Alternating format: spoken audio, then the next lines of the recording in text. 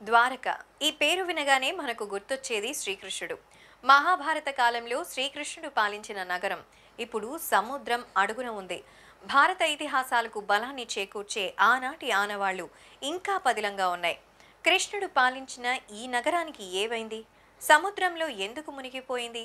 ఆ రోజు ద్వారకలో ఏం జరిగిందో ఈరోజు తెలుసుకుందాం. ద్వారకా నగర చరిత్రని మనం ముందుగా తెలుసుకోవాలి. హిందువులు అతి పవిత్రంగా భావించే 4 ధామాలు. చార్ధాంలో ద్వారక ఒకటి.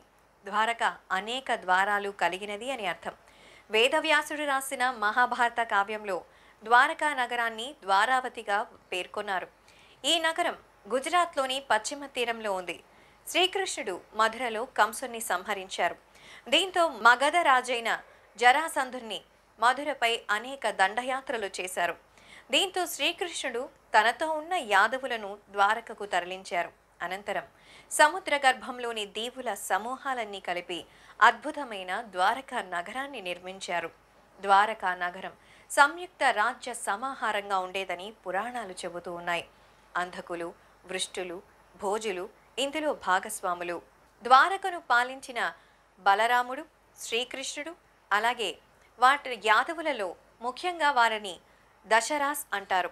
అంటే వాసుదేవుడు, కృష్ణుడు, బలరాముడు, సాత్యకి, కృతవర్మ, ఉద్ధవుడు, అక్రూరుడు, ఉగ్రసేనుడు ద్వారకలో నివసించిన యాదవ ప్రముఖులు ముఖ్యులు. అక్కడ ఉన్న కట్టడాలు నిజంగా మహాద్భుతంగా ఉంటాయి. గోమతి నదీ తీరంలో ప్రణాళికాబద్ధంగా ద్వారకా నగరాన్ని నిర్మించారు. నిర్వహణ సౌలభ్యం కోసం నగరాన్ని 6 విభాగాలు చేశారు. నివాస ప్రదేశాలు, వ్యాపార ప్రదేశాలు, వెడల్పైన రాజమార్గాలు, వాణిజ్య కూడళ్లు, అలాగే సంతలు ఎన్నో ఉండేటివి. రాజభవనాలు అనేక ప్రజోపయోగ ప్రదేశాలలో ద్వారక నిర్మితమైంది. రాజ్యసభ మండపం పేరు సుధర్మ సభ. అక్కడ రాజ ప్రజలతో సమావేశం జరిపేవారు. అక్కడ అందమైనటువంటి కట్టడాలతో, ప్రకృతి సోయగాలతో నగరం స్వర్గాన్ని తలపించేది. సముద్ర తీరంలో ఆ ప్రాంతం ఆహ్లాదంగా ఉండేది. కురుక్షేత్ర యుద్ధం జరిగిన 16 సంవత్సరాల తరువాత ముఖ్యంగా ఈ నగరం సముద్ర గర్భంలో కలిసిపోయింది. మహాభారత యుద్ధం క్రీస్తుపూర్వం 3138లో జరిగింది.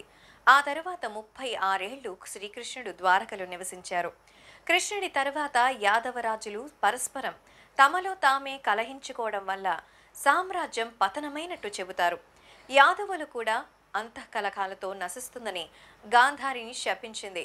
యాదవ సామ్రాజ్య పతనం తర్వాత బలరాముడు యోగం ద్వారా దేహాన్ని త్యజించాడు. కృష్ణుడు అరణ్యాలకు వెళ్ళాడు. అక్కడి నుంచి నేరుగా స్వర్గానికి వెళ్ళాడని మహాభారతంలో ఉంది. అయితే ఒక బోయవాడి బాణం వలన శ్రీకృష్ణుడు గాయపడి దేహాన్ని త్యజించాడని మరికొన్ని పురాణాల్లో ఉంది. శ్రీకృష్ణుడు 120 ఏళ్లు జీవించినట్టు చరిత్ర చెబుతోంది.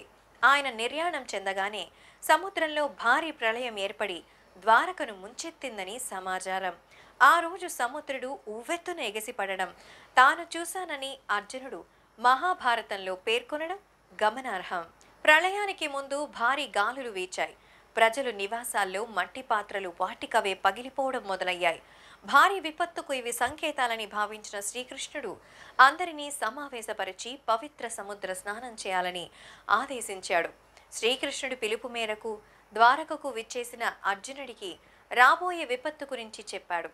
మరో వారం రోజుల్లో ద్వారక సముద్రంలో మునిగిపోనుందని తెలిపాడు. ద్వారక ప్రజలను సురక్షిత ప్రాంతాలకి తరలించాలని సూచించాడు. ఆ తరువాత శ్రీకృష్ణుడు అరణ్య బాట పట్టడం, ప్రాణాలు త్యజించడం జరిగిపోయాయి. దీంతో అర్జునుడు శ్రీకృష్ణ బలరాములతో సహా యాదవులందరికీ అంత్యక్రియలు నిర్వహించి ద్వారకా ప్రజలను సంపదను వాహనాల్లోకి ఎక్కించి సురక్షిత ప్రాంతానికి తరలించారు. వారంతా అలా నగరానికి దాటగానే సముద్రుడు ఉగ్రరూపం దాల్చాడు. ఉవ్వెత్తున ఎగసిపడుతూ క్షణాల్లో ద్వారక నగరాన్ని ముంచెత్తాడు.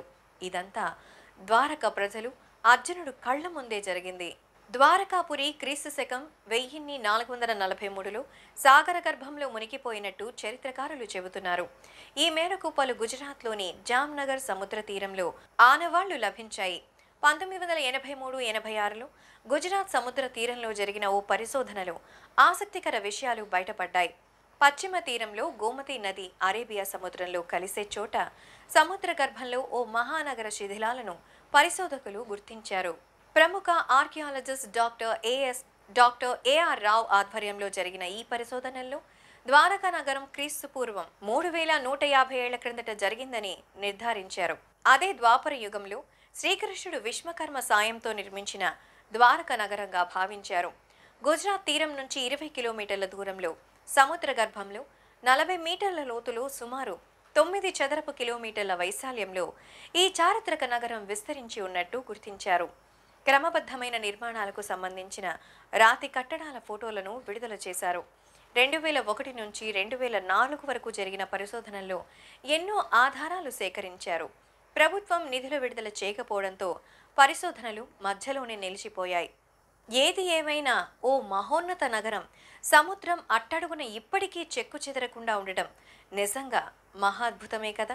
మేము చేసే వీడియోస్ మీ మొబైల్ కి నోటిఫికేషన్ గా రావాలంటే మా ఛానల్ ని సబ్స్క్రైబ్ చేసుకుని పక్కనే ఉన్న బెల్ ఐకాన్ ని యాక్టివేట్ చేసుకోండి.